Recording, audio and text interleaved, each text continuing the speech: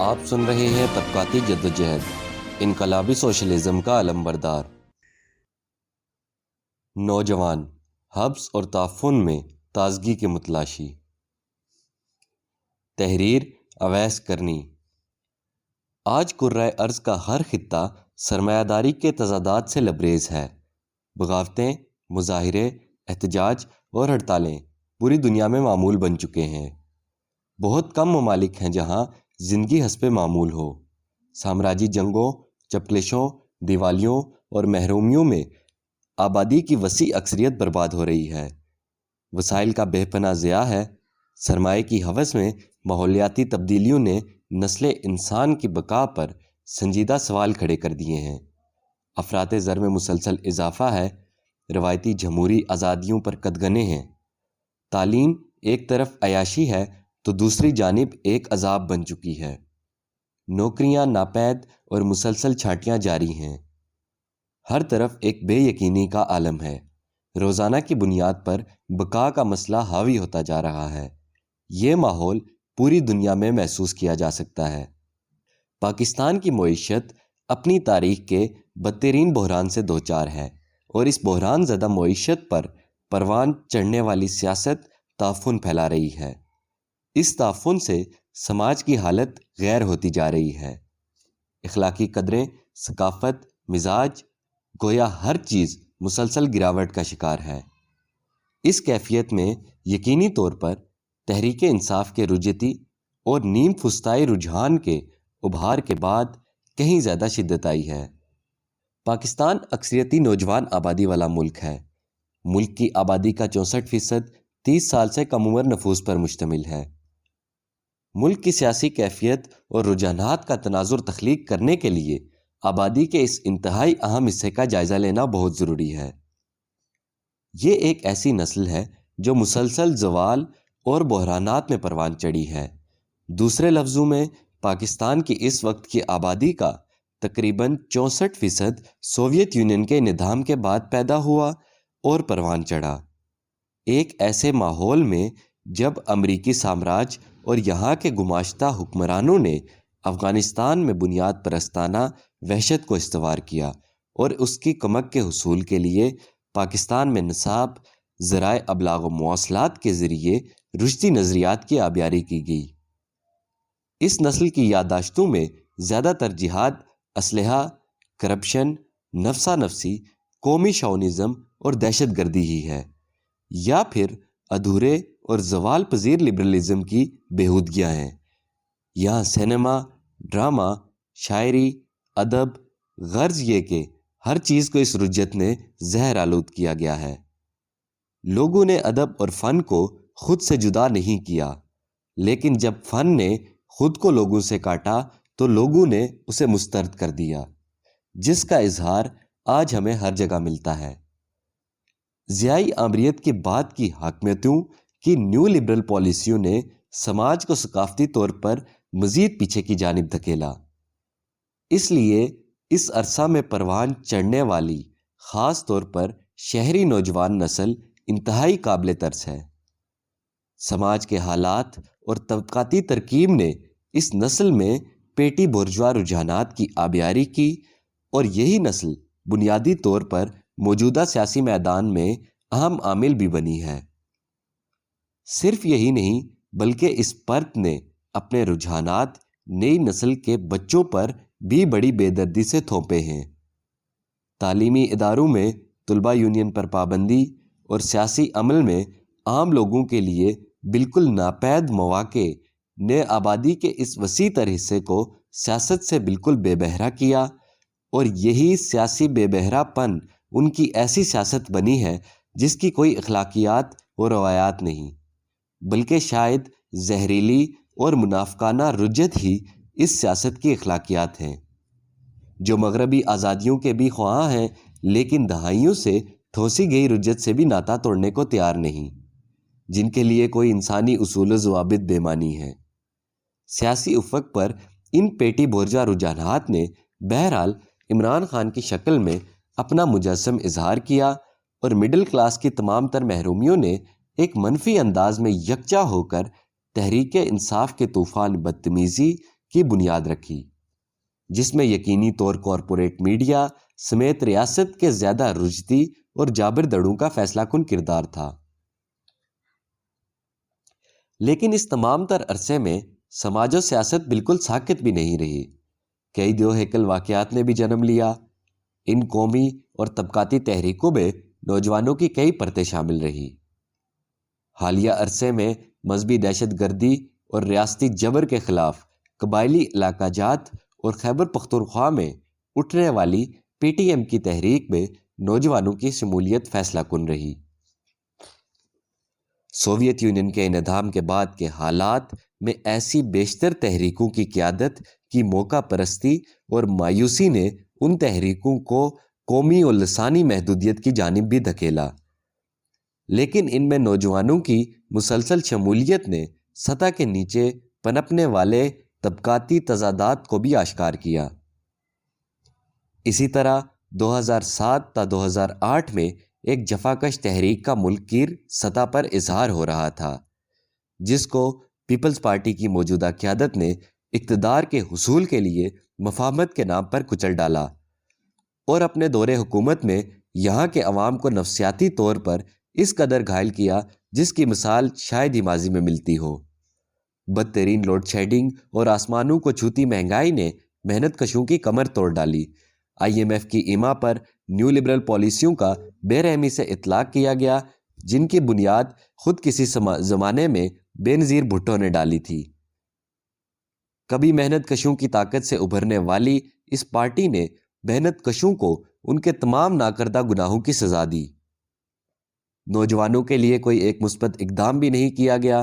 طلبہ یونین پر پابندی ہٹانے کے کھوکھلے وعدے وفا نہ ہو سکے، کوئی بڑا تعلیمی پروجیکٹ سامنے نہیں لایا گیا، آبادی کے اس انتہائی اہم اکثریت کو سرے سے ہی نظر انداز کر دیا گیا۔ نتیجتاً انہوں نے بھی ان سے اپنا منہ پھیرنا شروع کر دیا۔ خیراتی پروجیکٹوں کو بے شرمی سے عظیم بنا کر دکھایا جاتا رہا اور پس پردہ کرپشن و بدعنوانی کا راج رہا۔ نظریات مٹتے گئے اور چاپلوسی و منافقت پارٹی کو دیمک کی طرح اس قدر چاٹتی رہی کہ آج صرف ریاستی منظوری اور آشیرواد ہی پارٹی قیادت کا نصب العین بن گیا ہے۔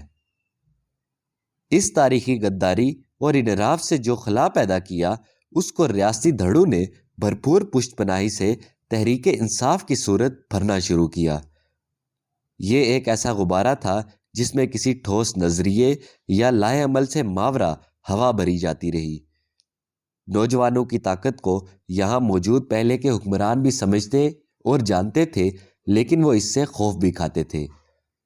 انہیں بہرحال یہ اندازہ ضرور تھا کہ ان کو چھیڑنا اور بیدار کرنا مناسب نہیں ہے، کیونکہ نوجوانوں کا متحرک کردار کسی ایک سیاسی پارٹی یا اس پارٹی کی موروثی قیادت کو ہی نہیں بلکہ پورے نظام کو لپیٹنے کی صلاحیت رکھتا ہے، اور یہ جائز خوف حکمران طبقات کو ہمیشہ سے لاحق ہے۔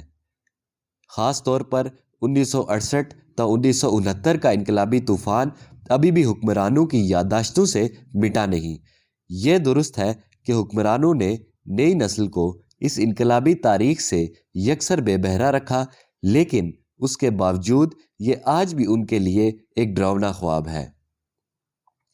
اس لیے ماضی میں حکمران طبقے کے کسی دھڑے نے نوجوانوں کو منظم اور متحرک کرنے کی غلطی نہیں کی، یا ایسے کوئی نعرے بازی کی بھی گئی ہو تو ایک نیم دلانہ اور کنٹرولڈ انداز میں۔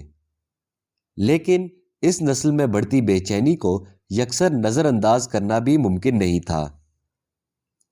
ایسے میں نوجوانوں کا اپنے تئیں متحرک ہونے کا خدشہ بھی موجود تھا، جس کے نتائج ریاست اور حکمران طبقات کے لیے غضبناک ہو سکتے تھے۔ لیکن اپنی تمام تر مقبولیت کے باوجود تحریک انصاف کی اٹھان کے وقت سے ہی نوجوانوں کی زیادہ باشعور پرتوں میں اس رجحان کے جعلی پن اور اس نظام کی محدودیت کا پردہ بھی چاک ہوتا گیا۔ ان حالات میں نوجوانوں کی ایک اقلیتی لیکن باشعور ترین پرت نے انقلابی نتائج بھی اخذ کیے۔ نظام کا بحران شدت اختیار کرتا چلا گیا اور 2013 سے لے کر آج تک مسلسل سیاسی دیگا بشتی جاری و ساری ہے۔ ریاست کے دھڑوں میں کشمکش شدید تر ہوتی چلی گئی، جس میں نون لیگ بھی اہم کھلاڑی کے طور پر شامل ہے۔ کاروباری پیٹی بورژوازی میں سماجی بنیادیں رکھنے والی بورژوازی کی اس روایتی جماعت کے لیے بعض لبرل اقدامات ناگزیر تھے، جو پھر ریاست کے قدامت پسند لیکن طاقتور دھڑوں کے مفادات سے متصادم تھے۔ یوں برسوں کی آبیاری سے تخلیق کردہ اس پارٹی کے اپنے ہی آقاؤں سے تضادات بنے، لیکن ظاہر ہے اپنے دور اقتدار میں نواز لیگ نوجوانوں کو اپنی جانب راغب نہ کر سکی، نہ ان کے دکھوں کا مداوع ہو سکا۔ نمائشی انداز میں لیپ ٹاپ وغیرہ کی ترسیل تو کی گئی، مگر فیسوں میں مسلسل اضافہ ہوتا رہا۔ کوئی نئے کالج یا یونیورسٹیاں نہیں بنی، بلکہ اسکول اور کالجوں کی نجکاری کی گئی۔ باعزت روزگار کا کوئی ایک منصوبہ بھی عمل پذیر نہ ہو سکا۔ ایسے میں اقتدار کے ایوانوں کی مذکورہ بالا چپکلش میں نواز شریف کا دھڑن تختہ ہوا۔ نواز شریف کے دھڑے کے نسبتاً جارحانہ موقف کو ابتدا میں پذیرائی بھی ملی، لیکن خود نون لیگ میں تقسیم اور شاید اس سے بڑھ کے کوئی عوامی، معاشی و سیاسی پالیسی نہ ہونے کی وجہ سے یہ مقبولیت بھی سست پڑ گئی، اور آج یہ ریاست کے ایک دھڑے کی کاسا لیسی میں تخت پر براجمان ہے۔ 2018 کے الیکشن کے بعد ریاستی سرپرستی میں تحریک انصاف کے جابرانہ اقتدار کے وقتوں میں یہاں کے محنت کشوں اور نوجوانوں کے خلاف جبر میں کہیں زیادہ شدت آئی۔ بچی کھچی جمہوری آزادیوں کا گلا گھونٹا گیا۔ اپوزیشن کے وقتوں کے بلند و بانگ دعوے کھوکھلے ثابت ہوئے۔ پہلے سے کہیں زیادہ نااہل اور ڈھیٹ حاکمیت نے ستم کے نئے ریکارڈ بنائے۔ معاشی حالت تو پہلے ہی ضعیف تھی، لیکن اس اناڑی حاکمیت نے عوام کے دکھوں اور تکالیف کو ہی مذاق بنا کے رکھ دیا۔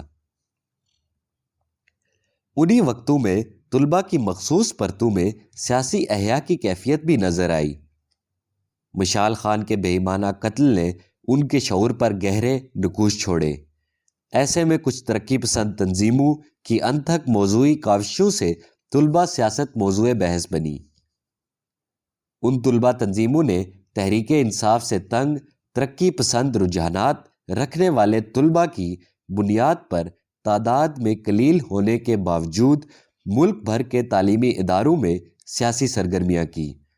ملک گیر سطح کے طلباء یونین بحالی مارچوں نے اس نئی صورتحال کا پتہ دیا، لیکن اس تحرک میں موضوعی عنصر کا کردار موضوعی حالات سے کہیں زیادہ تھا، جس میں نظریاتی پختگی کی کمی کے سبب یہ مومنٹم جاری نہ رہ سکا۔ اس میں منتظمین کی خود نمائی اور آپسی چپکلشوں کا کردار بھی تھا۔ طلباء کی وسیع تعداد نے جس قدر مارچوں میں شمولیت اپنائی تھی، اس شرح سے ان تنظیموں میں شمولیت نہ ہو سکی، اور یوں یہ محض ایک سالانہ تہوار بنتا گیا۔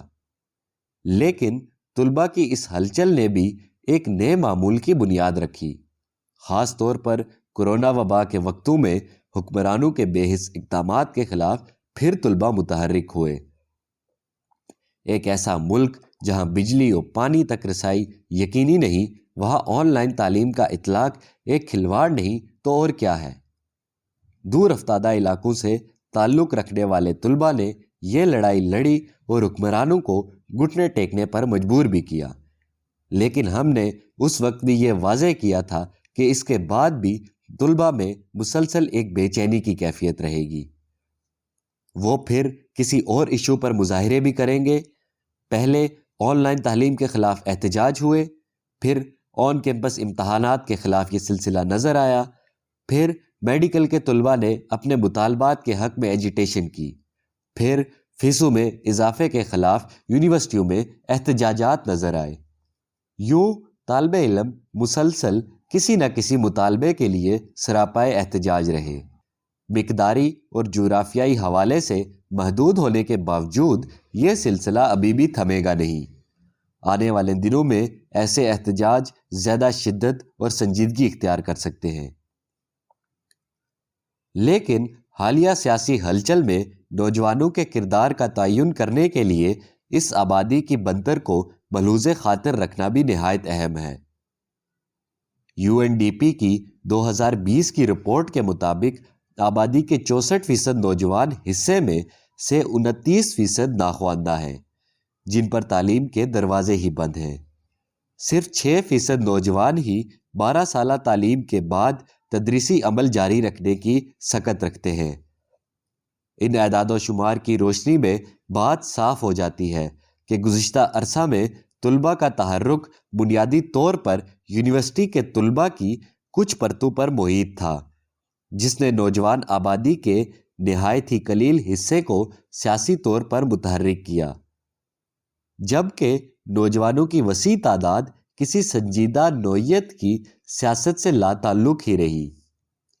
یہی پرتیں اب تحریک انصاف کا ایندھن بن رہی ہیں۔ یہ بھی اہم ہے کہ یونیورسٹی طلباء کی ہی ایک وسیع تعداد اس رشتی رجحان کی آبیاری کرتی نظر آتی ہے، جس میں جہاں معروضی حالات کا کردار فیصلہ کن ہے، وہاں مذکورہ بالا موضوعی کمزوریوں کا بھی کردار ہے۔ نوجوانوں کی ایک خطیر تعداد غیر رسمی شعبہ جات سے وابستہ ہے۔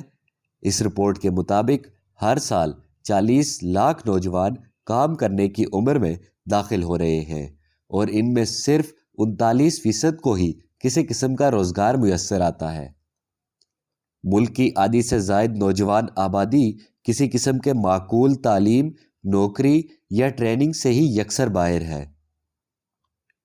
تعلیم یافتہ 20 لاکھ نوجوان ہر سال محنت کی منڈی میں داخل ہو رہے ہیں، جبکہ ملک کی سالانہ شرح ترقی اس کے مقابلے میں نہ ہونے کے برابر ہے۔ نوکریاں ناپید ہیں۔ ڈگریاں ہاتھوں میں لیے نوجوان بے روزگاری کی اذیت میں سسک رہے ہیں۔ ایسے میں غیر رسمی اور کالی معیشت کے شعبے ہی بچتے ہیں، لیکن پھر ان کی سیاسی معاشیات کے سماج پر منفی اثرات بھی مرتب ہوتے ہیں۔ ایک لمپن معیشت پر لمپن سیاست ہی استوار ہو سکتی ہے، اور اس کے ساتھ ہی اس کے مفادات جڑے ہوتے ہیں۔ موجودہ سیاسی تعفن ان ذہنوں کو مزید آلودہ کر رہا ہے۔ یہ درست ہے، تحریک انصاف کی فسطائی روش میں شہری مڈل کلاس اور پیٹی بورجوا کا اہم کردار ہے، لیکن لمپن عناصر اور محنت کشوں کی پسماندہ پرتیں بھی اس رجحان کی جانب راغب معلوم ہوتی ہیں، اور یہ تعداد قابل ذکر ہے۔ لیکن پھر یہ کوئی نظریاتی سیاسی وابستگی بھی نہیں، بلکہ ایک غیر مستحکم قسم کی جڑت ہے۔ یہاں تہوار ناپید ہو چکے ہیں، میلے ٹھیلے تاریخ بن چکے ہیں، سنیما عملاً ختم ہو چکا ہے، میوزک انڈسٹری زوال پذیر ہے، اور میوزک کانسرٹس کا باقاعدہ منصوبہ بندی سے ختم کیا گیا ہے۔ تعلیم کے نام پر دھوکہ ہے اور روزگار کے نام پر اذیت ہے۔ اسی لیے کسی تفریح کی عدم موجودگی میں یہاں کے سیاسی جلسے بھی کانسرٹس کی حیثیت تک محدود ہو گئے ہیں، جن کو پھر عمران خان جیسے نوسر باز باقاعدہ مذہب کا تڑکا لگاتے ہیں۔ ان جلسوں کی وسعت سے بھی سیاسی کیفیات کا بالکل درست اندازہ نہیں لگایا جا سکتا۔ یوں آج کی نوجوان نسل باحیثیت مجموعی ایک سیاسی حبس اور تعفن کے ماحول میں شعوری لاشعوری طور پر کسی تازگی، کسی نجات، کسی متبادل راستے کی متلاشی ہے۔ ان کی طرف تضحیک آمیز رویہ انقلابی راستے اور منزل سے ان کی دوریاں ہی بڑھائے گا، اور منڈی کے نظام کی وحشت اور ان کو نگل جائے گا۔ حالات و واقعات جس سمت میں گامزن ہیں، ایسے میں نوجوانوں بالخصوص طلباء کا سیاسی تحرک نسبتاً بلند سطح پر خود کو دہرا سکتا ہے۔ ان نوجوانوں تک انقلابی سوشلزم کا پیغام لے کر جانا ہی اولین ذمہ داری بنتی ہے، جو محنت کشوں کی نجات کی ضامن انقلابی پارٹی کی تعمیر میں فیصلہ کن اہمیت کی حامل ہے۔ خاص طور پر نئی نسل جیسا کہ ملینیلز اور جنریشن زی کے ذہنی و نفسیاتی رجحانات کو سمجھنا بہت ضروری ہے۔ ان کے مزاج اور ترجیحات بالکل مختلف ہیں۔ ان کی تفریح سے لے کر کھیل کے انداز تک ماضی سے جدا ہیں۔ یہ ماضی سے کہیں زیادہ انٹرنیشنلسٹ رجحانات کے حامل نسل ہے اور پچھلی نسلوں کی نسبت اپنے جوہر میں ہی تکنیکی اعتبار سے کہیں زیادہ بلند اور ماڈرن ٹیکنالوجی سے آراستہ ہے۔ ان کے سوالات بھی مختلف ہیں اور یہ اپنے تئیں جوابات کے متلاشی بھی ہیں۔ مروجہ نظام میں ان کو تسلی بخش جوابات نہیں مل رہے، جس کی وجہ سے ان میں شدید بے چینی موجود ہے جو اینگزائٹی اور ڈپریشن جیسی صورتوں میں اپنا اظہار کرتی ہے۔ خاص طور پر لڑکیاں صدیوں کے عذابوں اور جبر سے سخت نفرت رکھتی ہیں۔ یہ نسل جوانی کے دوراہے پر کھڑی ہے، مستقبل میں یہ بہت طوفانی ثابت ہو سکتی ہے، لیکن اس بے چینی، تجسس اور بے انتہا توانائی کو کوئی انقلابی نظریہ درکار ہے۔ ان تک انقلابی مارکسزم کے سچے نظریات پہنچانا انقلابیوں کی ذمہ داری ہے۔ یہ دہائی بغاوتوں اور سرکشیوں سے لبریز ہے اور صرف ایک انقلابی پارٹی میں منظم نوجوان ہی وقت کا دھارا موڑ سکتے ہیں۔